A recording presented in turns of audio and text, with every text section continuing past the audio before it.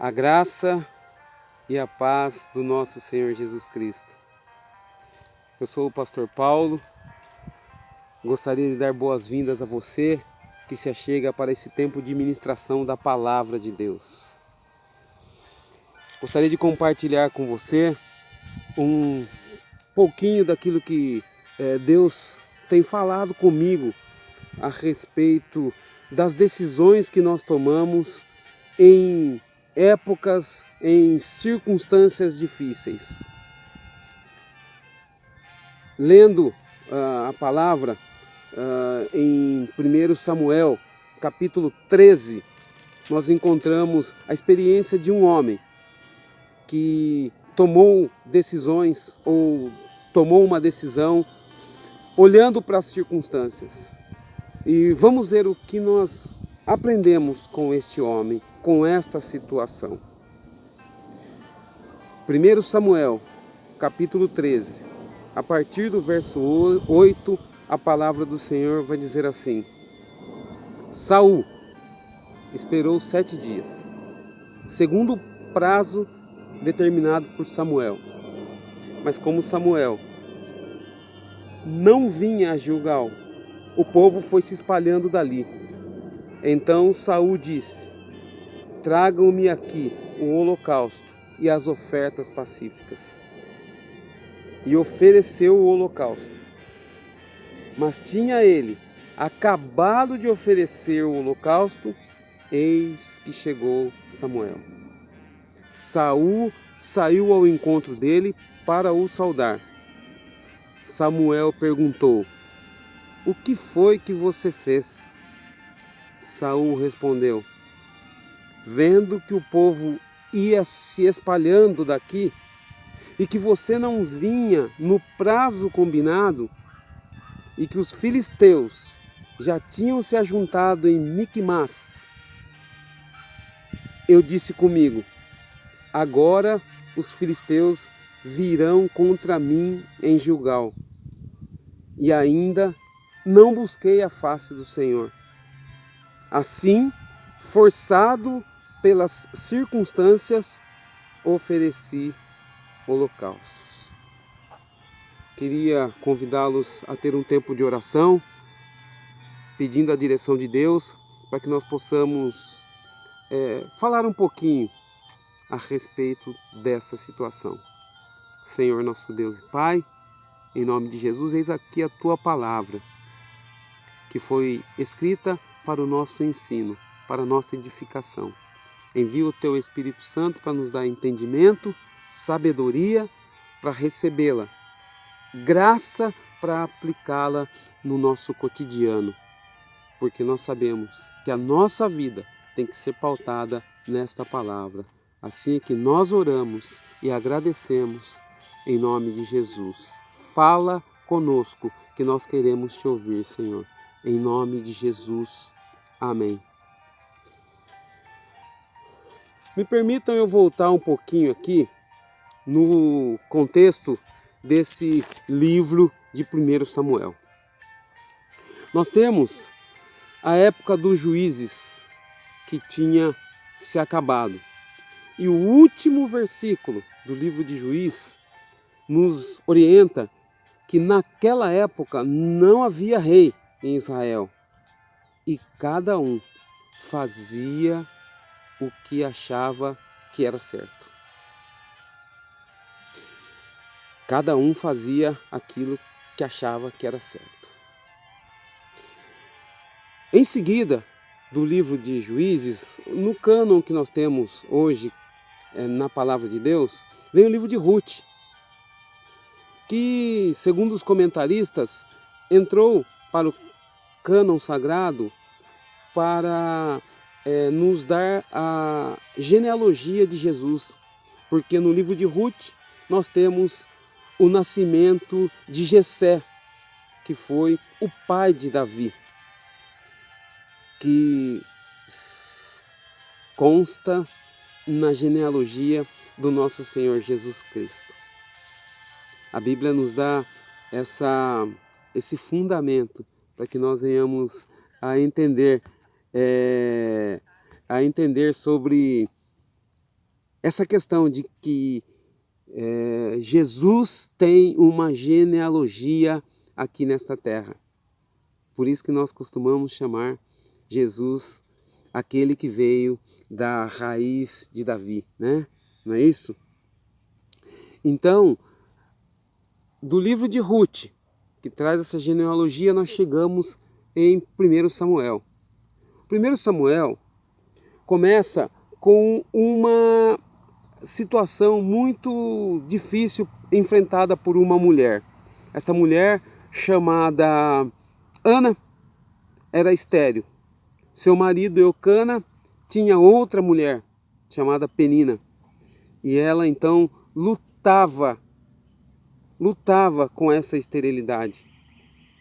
Porque isso era uma vergonha para a época, uma esterilidade. E ela então rasgou seu coração diante de Deus. Não vou entrar em muitos detalhes agora, porque não é o tema desta ministração. Mas ela rasgou seu coração diante do Senhor e fez um pedido para ela que Deus desse a ela um filho homem.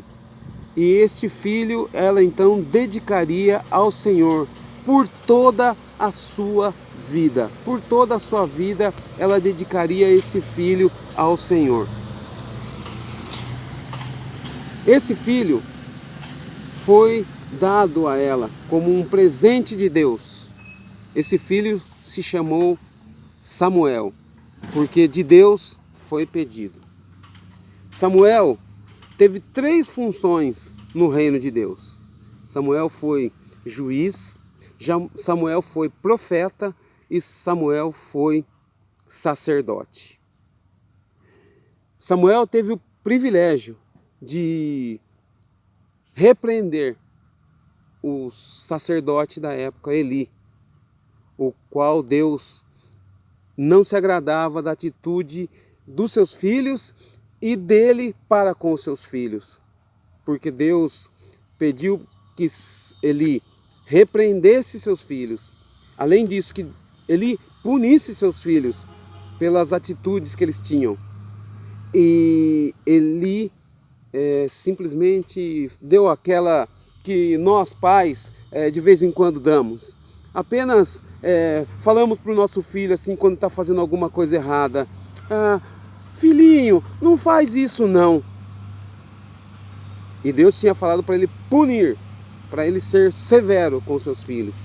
Mas é tema de outra ministração. Continuando então na ideia que nós queremos trazer para esta noite, Samuel então passa a servir ao Senhor ali e é o escolhido de Deus para estar representando o povo como sacerdote, como juiz. Ele então agora está diante do povo de Deus, e o povo de Deus que via aquelas guerras acontecendo, aquelas idas e vindas da glória do Senhor sobre o povo, porque quando o povo permanecia obediente, a glória do Senhor estava com o povo. Mas quando o povo pecava, o Deus permitia que o povo fosse entregue à vergonha, ao opróbrio, à escravidão,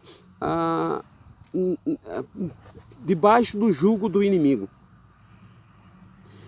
Samuel então vem como um juiz libertador, e ele então guia o povo e retira o povo, conduz o povo ao arrependimento e a voltar a uma condição de ser um povo abençoado por Deus. Porque de fato o que acontece em toda a história do povo de Deus é isso, é que Deus escolheu um povo para abençoar, e essa aliança de Deus ela é eterna.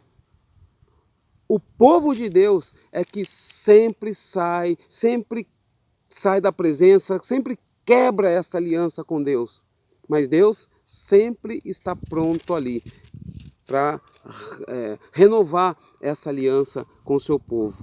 Por isso, então, Samuel conduz o povo a retornar à posição, à condição de povo de Deus. Mas o povo nunca está satisfeito, nunca está contente.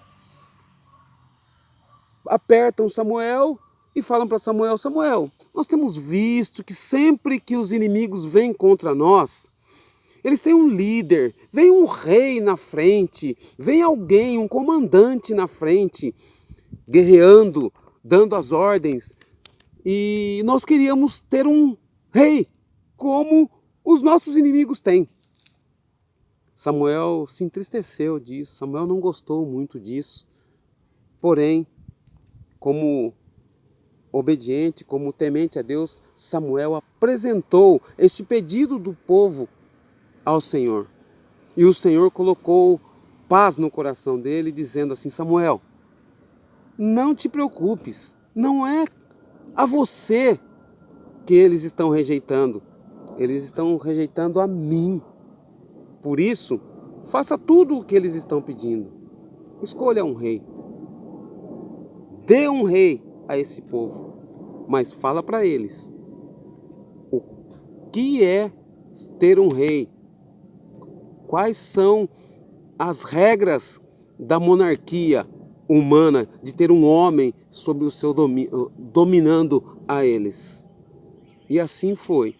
Samuel, então, apresentou ao povo como seria o regime da monarquia.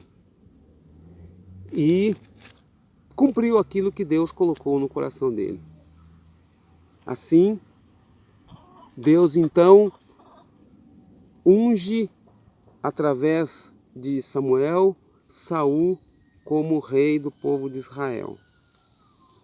Saul, segundo a palavra do Senhor, era um homem que se destacava entre todos os homens daquela terra. A Bíblia nos diz que dos ombros para cima não tinha homem como ele. Então, um moço tão belo, de boa família, rico, Samuel o ungiu como rei de Israel.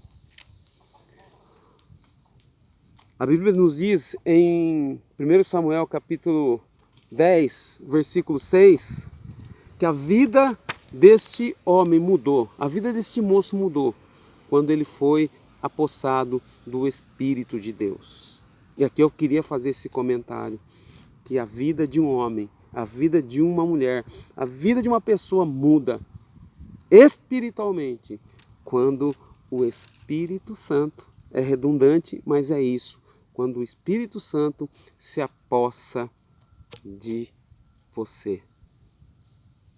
Você tem buscado o Espírito Santo de Deus? É esse Espírito Santo, se apropriar do Espírito Santo de Deus, que vai fazer a diferença nas nossas vidas. Então eu já estou partindo para a conclusão. Esse moço tão belo, que sobressaía sobre os demais, ungido, né?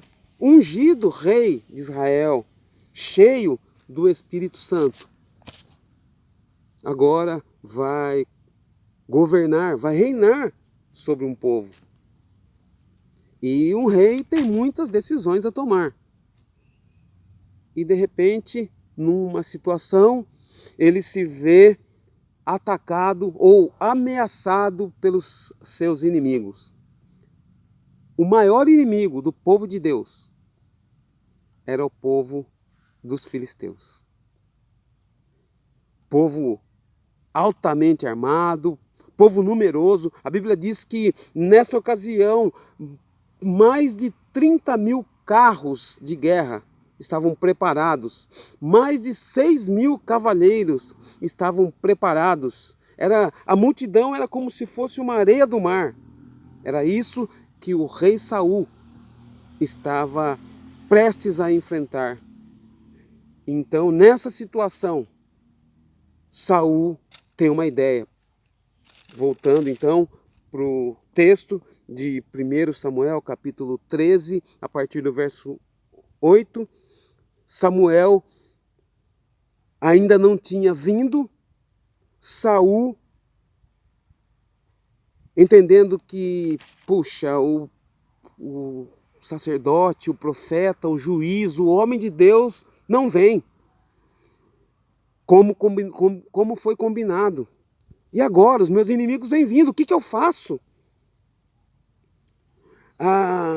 O meu exército já está ficando desesperado, o meu exército já está me abandonando, já estão me deserdando. O que eu faço? A situação é muito difícil. E eu não tive oportunidade nem de buscar Deus. E aí então, ele toma uma decisão de fazer a oferta, de entregar aquilo que é consagrado, de entrar num lugar consagrado, de ofertar no lugar do homem de Deus. Por vezes nós não conseguimos enxergar com olhos espirituais e nós nos vemos tão pressionados que a gente não entende que Deus está prestes a agir em nosso favor. Só falta um pouquinho, só falta vencer o velho homem, só falta vencer a natureza, só falta esperar. Não o cronológico, 1 hora, 2 horas, um dia, um mês, um ano, mas sim esperar o kairós de Deus se cumprir em nossa vida, o tempo determinado. A Bíblia diz que Saul esperou 7 dias. E o profeta tinha combinado com ele. Espera 7 dias que eu vou.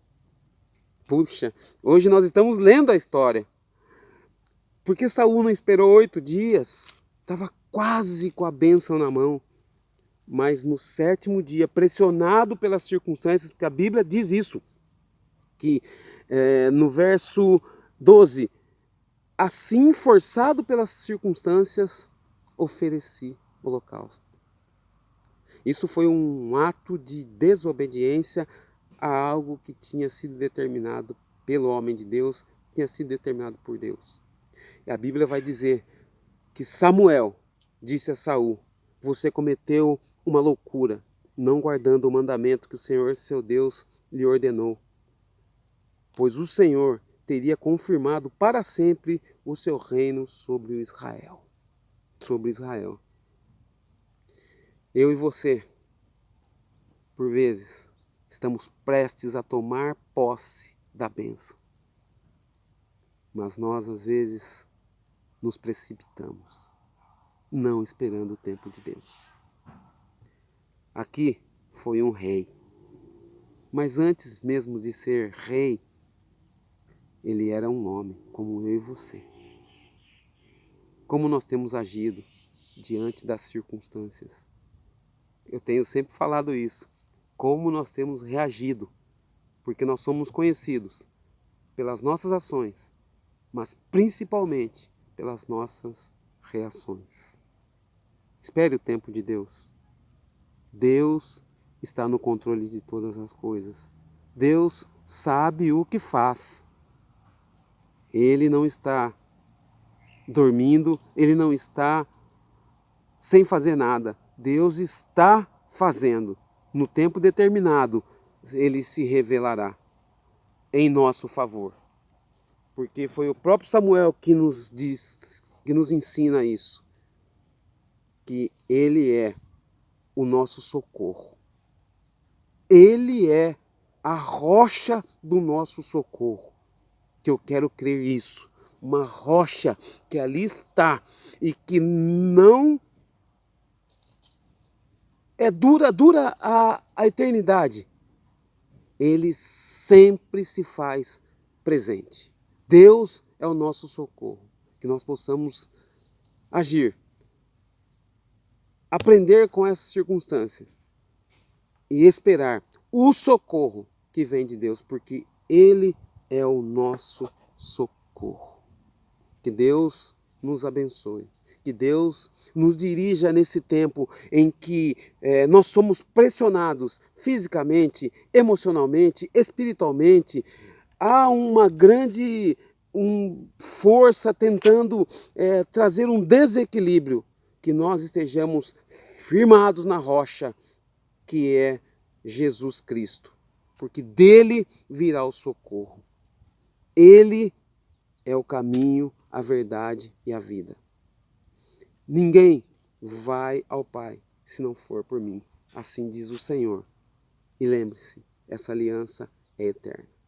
Que Deus nos abençoe, que Deus nos conduza a esperarmos nele, nesse tempo, porque ele, sem dúvida, em breve virá. Que Deus te abençoe, que Deus nos guarde, em nome de Jesus. Amém.